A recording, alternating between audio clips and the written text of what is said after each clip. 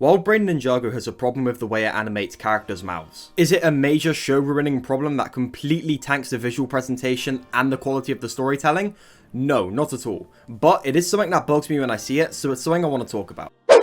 So, for whatever reason, WildBrain Ninjago has this habit of making all of the characters' mouths really small. If you want a comparison to demonstrate what I mean by this, here is a picture of Harumi from Season 8 Sons of Garmadon, and here is a picture of Harumi from Season 15 Crystallized. Do you see the point I'm trying to make here? To be clear, I think having the small mouths at times works for some characters. For example, in the comedic beat in Season 14 Seabound, where Lloyd's freaking out over the pillow mint. Is that? Pillow mint? Ah, the most refreshing mint of them all. But how? The moment with the small mouth works because one, the idea is that Lloyd's still a kid at heart somewhat because obviously he's freaking out about a pillow mint, but also it's supposed to be a comedic and cute moment. Within this context, I feel the small mouth works. Actually, come to think about it as a whole, I feel like the Ninjago episode Unsinkable actually does a very good job at utilizing these character mouth animations in a way that I feel works. Another great example of this type of character animation being used well is this small moment here. Don't worry, Nia. The animation in this small moment does a good job at showing how shocked and taken aback Nia is with the sudden hand taking.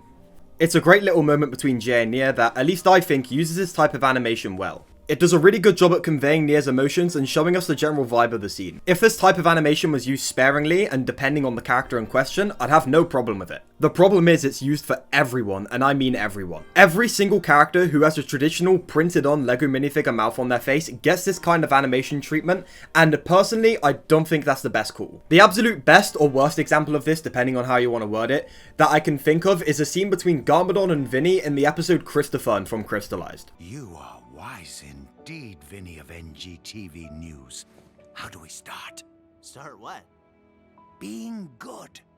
Just for context here, so we're all on the same page. Garmadon was resurrected as a cold, unfeeling, and basically just fortified evil warlord.